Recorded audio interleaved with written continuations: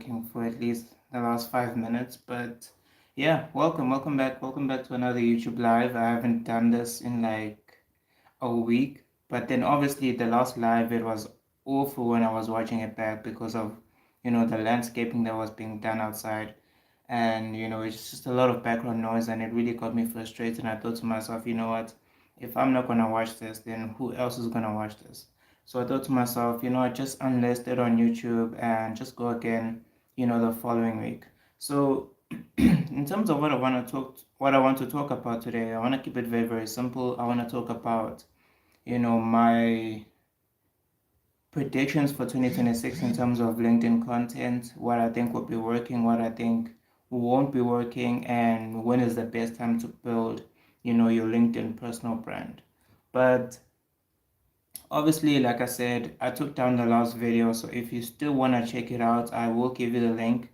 You can check it out, but in terms of the noise pollution that was going on, I do apologize on that part. So yeah, please also do subscribe to the YouTube channel. We were seeing that a lot of people are viewing the content, but no one's really hitting the subscribe button. So please do hit the subscribe button as we're getting closer to, 110 subscribers, which isn't a lot for most people, but for me as someone who is, from a very, very small town where you don't usually see people do this. So it's a really, really encouraging thing when you see someone subscribe and really give you the nod in terms of, keep doing this, keep showing people what you're good at and keep educating people. So definitely do hit the subscribe button. But like I said, in terms of my predictions for 2026, I'm going to keep them very, very simple. Now, if you haven't read this new LinkedIn policy, which I've been talking about in the past few lives, where I said that LinkedIn is now prioritizing relevancy and it's now starting its ad space revenue or ad how do you say it again? LinkedIn is now starting its AdSense revenue. I almost said ad space revenue. LinkedIn is now selling its AdSense revenue to YouTube. So you're seeing a lot of people complain that, their LinkedIn reach is down and, they're not necessarily, their content isn't performing well, which is a very, very, very frustrating thing. But obviously, with that being said, it's I'm seeing that a lot of the time when I post my content, people aren't getting notifications, and that's a really, really frustrating thing. So what I think the future will hold in terms of LinkedIn, I think they do. I think they will fix it in terms of, fixing the algorithm, fixing, you know, giving back the power to organic content more so than paid content, because I'm also seeing a lot of emails from LinkedIn telling me to boost my content. So they're really pushing this paid content thing on the platform, which I don't think will last for a very, very long time, because if you're asking people to, boost their content, you're only giving a select few people who have the financial resources to boost their content to really succeed, and those who don't necessarily have the financial means, to boost their content and also to compete on the same level playing field. It's a very, very difficult thing, to ask people to boost their content, because not everyone has the money to boost their content. So it's a very, very sticky situation in terms of LinkedIn and how the algorithm is working at this point. So one thing I will say is I am pivoting to YouTube a bit more, although I am still building on LinkedIn. I am using LinkedIn as a stepping platform to YouTube, because I'm now seeing that even though my content isn't performing well on LinkedIn, I can always direct someone to my YouTube live where, they're watching me, they're seeing me face to face. I'm not necessarily just someone who hides behind a screen or hides behind beautiful content on LinkedIn, but you never really see who I am. So I am redirecting a lot of people back to the YouTube lives where I give them in-depth conversations about LinkedIn. I give them expertise. I give them my best expertise, my best practices, and my best, ideas in terms of how to grow on LinkedIn, how to write better content, how to reach your ideal client on LinkedIn. So I'm really pushing my YouTube a bit more than I am pushing my LinkedIn, because the reach is down and the algorithm is doing some funny things. So I thought to myself, you know what? Just do YouTube lives and then just redirect people back to your YouTube, because even then a lot of people complain about their LinkedIn impressions, going down. And obviously, that's a very, very frustrating thing. But, you don't get paid for your LinkedIn impressions. You get, on YouTube, you do get paid for your impressions. Impressions are basically views. So on LinkedIn doesn't pay you for the amount of people who view your content, but YouTube does. So it's a very, very, so it makes sense, for me to push my content on YouTube, on LinkedIn, as much as I also am pushing LinkedIn on its own. And I'm a big advocate for LinkedIn. I won't front and I won't say I'm not. I am a big you know what's the word? I'm a big advocate for LinkedIn, especially if you're someone that's a founder, a life coach, a creator, someone who's a service provider, because LinkedIn, you have a lot of control on LinkedIn in terms of how you grow, in terms of the content that you're posting and the quality of your content, who's seeing your content. A lot of that is in your control. But more so recently with the algorithm change, it feels like you're not necessarily in control of who's seeing your content, who's not seeing your content, because one day LinkedIn might notify someone that you've posted, the next day LinkedIn doesn't notify someone that you posted.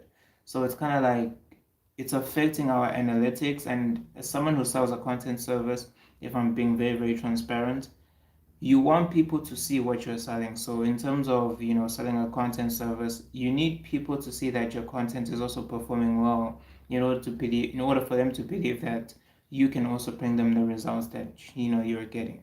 So if my content isn't performing well, and also if my content isn't performing well, and I'm also sharing the content, well, obviously, if I'm retracing back to what I'm saying, if my content isn't performing well, then it's most likely that the person who is viewing my content and they're interested in my service might think to themselves, well, there isn't really much of a success that you're building here, so why should I trust you with my LinkedIn content? So it's very, very important that, for me and for you, if you want to build a YouTube channel, in order to sort of, redirect people back to a platform where your views do matter more than on LinkedIn. So yeah, I will tell you for a fact that LinkedIn is sort of doing some shaky things, but if you're using YouTube to boost your content, then definitely do that. And yeah, I think that's about it in terms of the new LinkedIn algorithm change, in terms of the content that I'm posting, in terms of me redirecting people from LinkedIn to YouTube. So also one thing that I also want to stress, that because a lot of people ask me what type of content do I post and when do I post and how many times do I post. So I'll start with how many times I post. So basically on LinkedIn I post about five times a week. Obviously more so recently I've been sort of deflated because the content isn't going out to a lot of people, and a lot of people aren't necessarily seeing my content. They're not engaging, and more people aren't seeing my content, because obviously the algorithm works in a way that if one person likes your content, then your content also gets distributed to one extra person. The more people engage with the content, the more your content goes out to even more people, which obviously affects your analytics, it affects your impressions, it affects your the amount of people that you can sort of converse with. Obviously I use a lot of conversations in the comments to redirect into the DMs, and obviously if there's a problem that this person might have, then obviously I can upsell them on my service. So if my content isn't even going out to those people, then I'm really, really, really stuck, if I might say. So it's very, very important for me to use YouTube as a stepping stone, because if I'm not necessarily going to see results in terms of my LinkedIn content, I might as well go on YouTube, but also use LinkedIn as a platform where I build my core audience. So in terms of how many times I'm posting a week on LinkedIn, I'm posting about 5 to 6 times a week, depending on how busy I am. Usually I post on a Monday and a Tuesday, I'm posting educational content. Wednesday and Thursday, I'm posting promotional content. Friday, I might post a day in the live post. So basically, what I'm doing currently, or I might talk about hanging out with my friends. And on a Sunday, I share a simple storytelling post where I talk about you know previous lessons that I've learned, things that didn't go my way. Maybe I invested money in this and I lost a lot of money, things of that nature, if I might say. And in terms of on Instagram, I post about twice a week. Usually, I post one post on Instagram, but I usually spend a bit more time on Instagram content because, if your content doesn't look good on Instagram, then people aren't gonna view it and they're not gonna really they're not gonna follow you. They're not gonna find your content valuable. So I spend a bit more time on Instagram content than on LinkedIn content.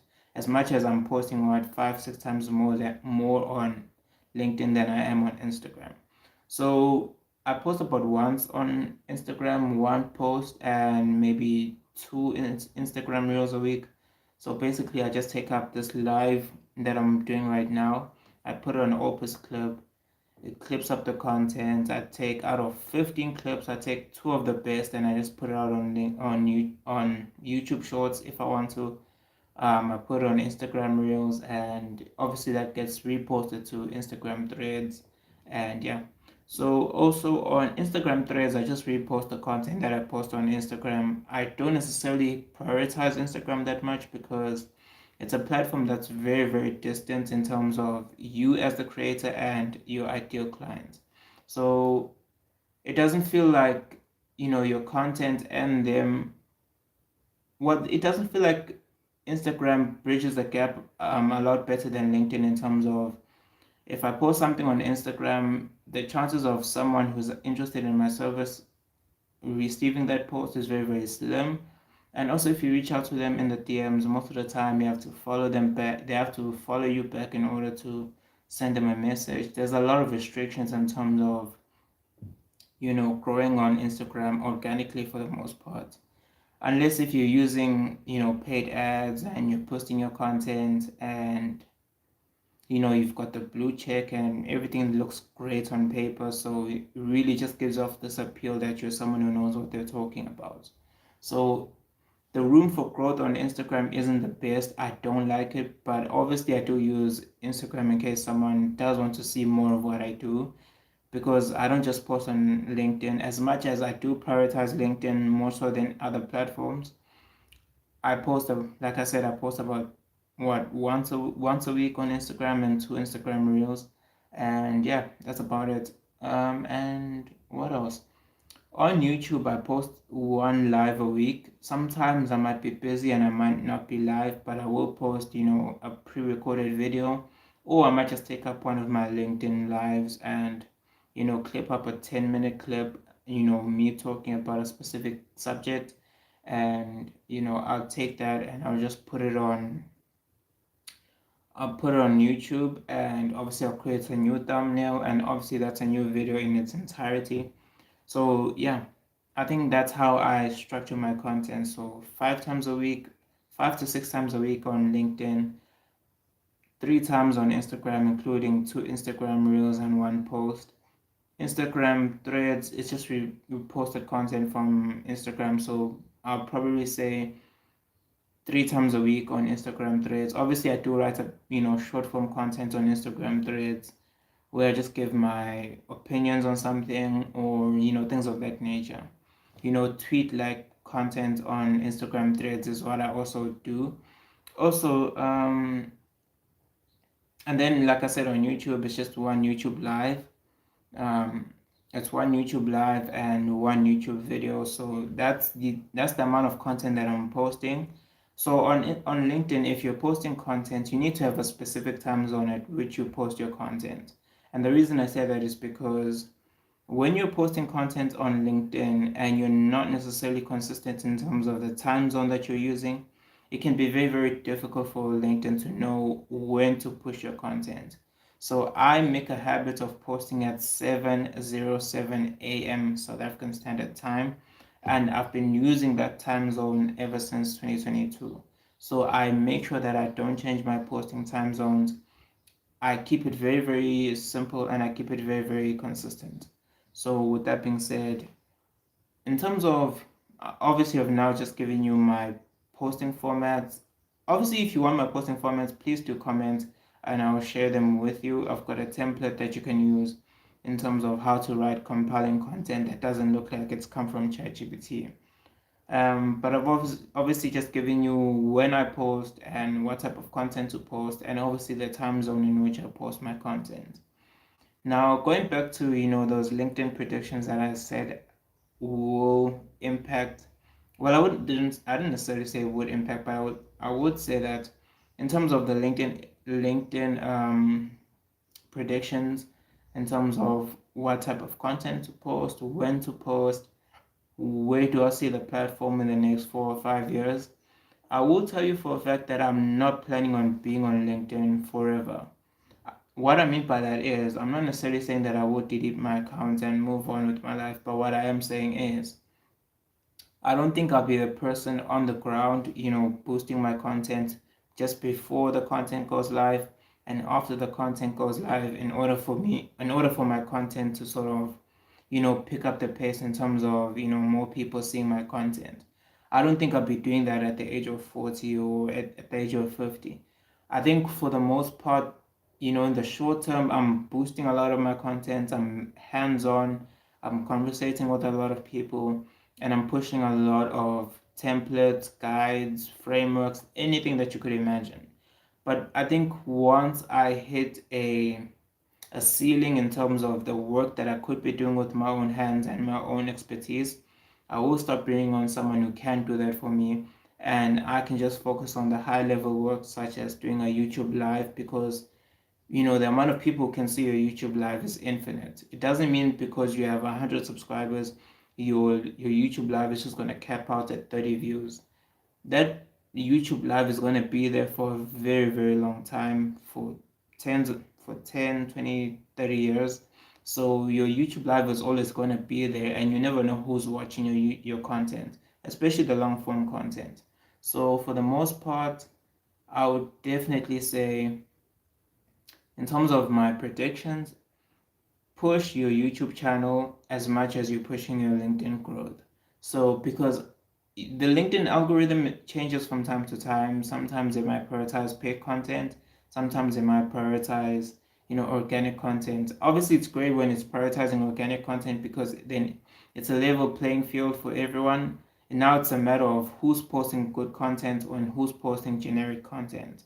Now you can't really tell who's posting the best content and who's not if it's paid content, because if I don't have the money to boost my content and someone who has well, obviously for parental guidance and advisory or whatever people say, if someone posts a shitty content post, then but they've got the money to boost their content, obviously they're going to beat you and they're going to lap you about what 5 6 times more so than you can try and boost your content organically.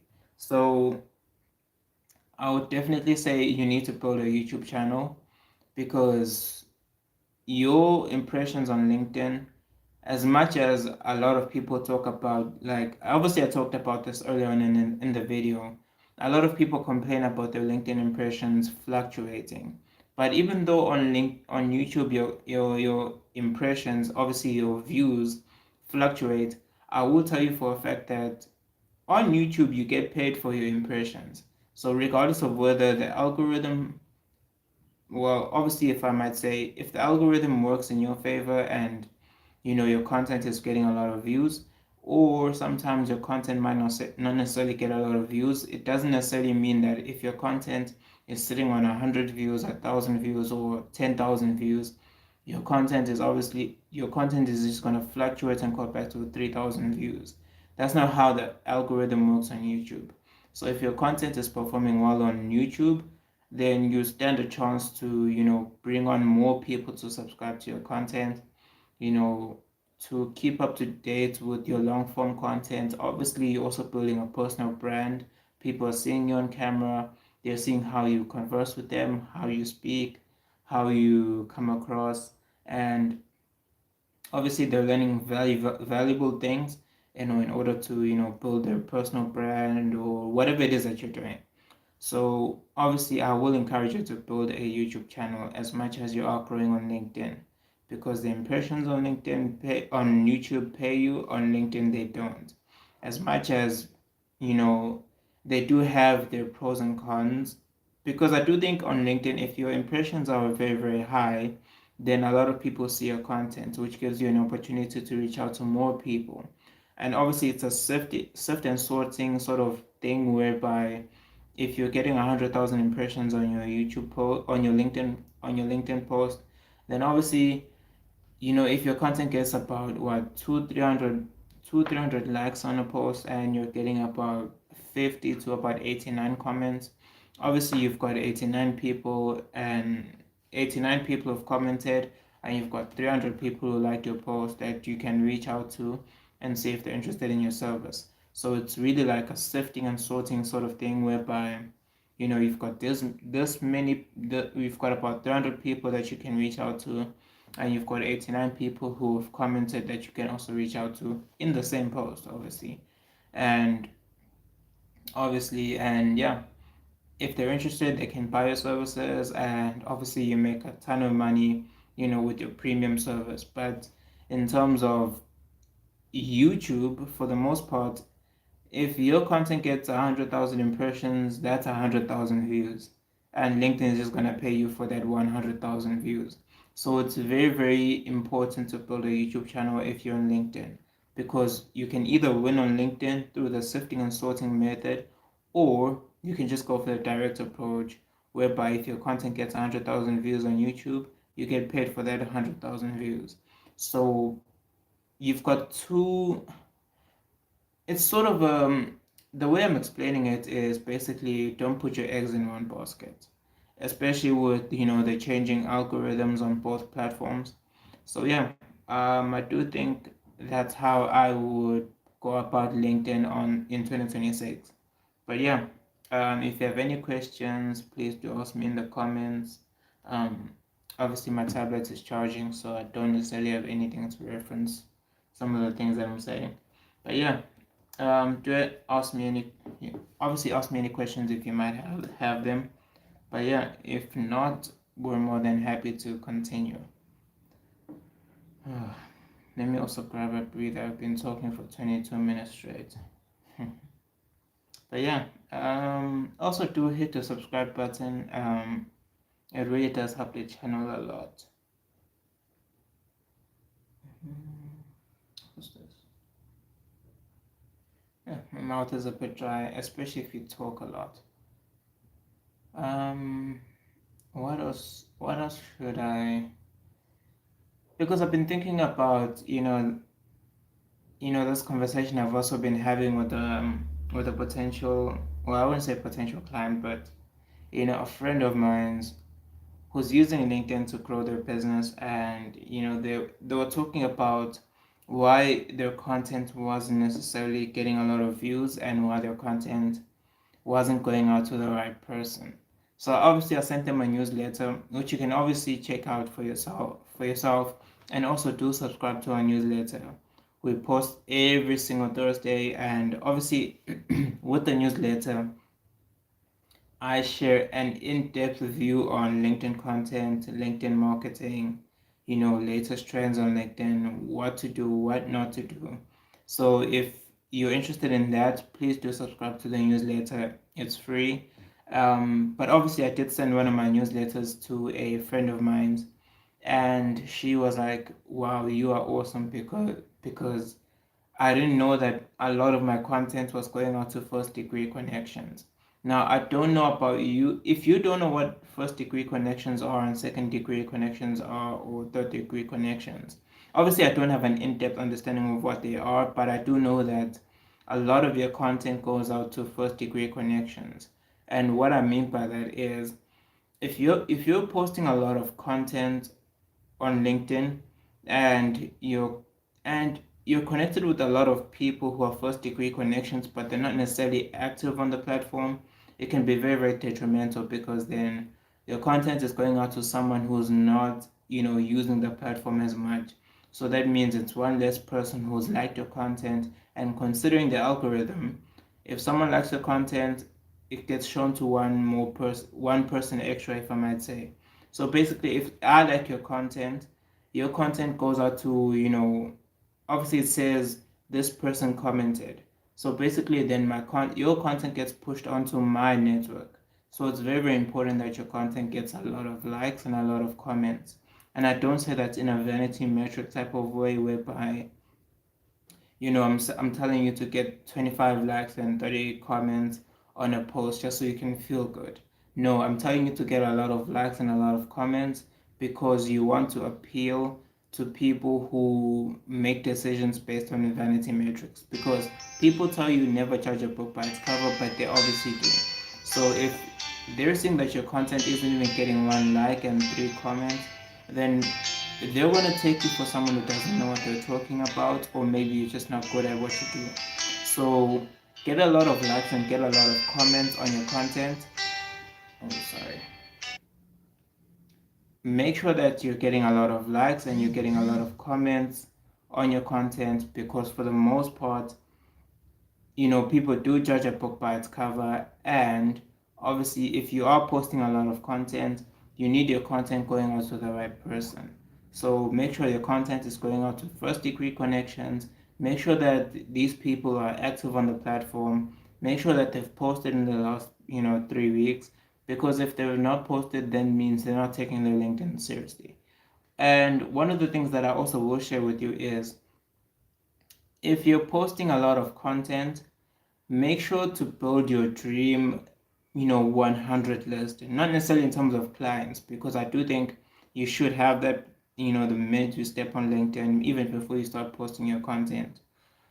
Build a dream 100 list, not necessarily of ideal clients, but followers and people who will engage with your content.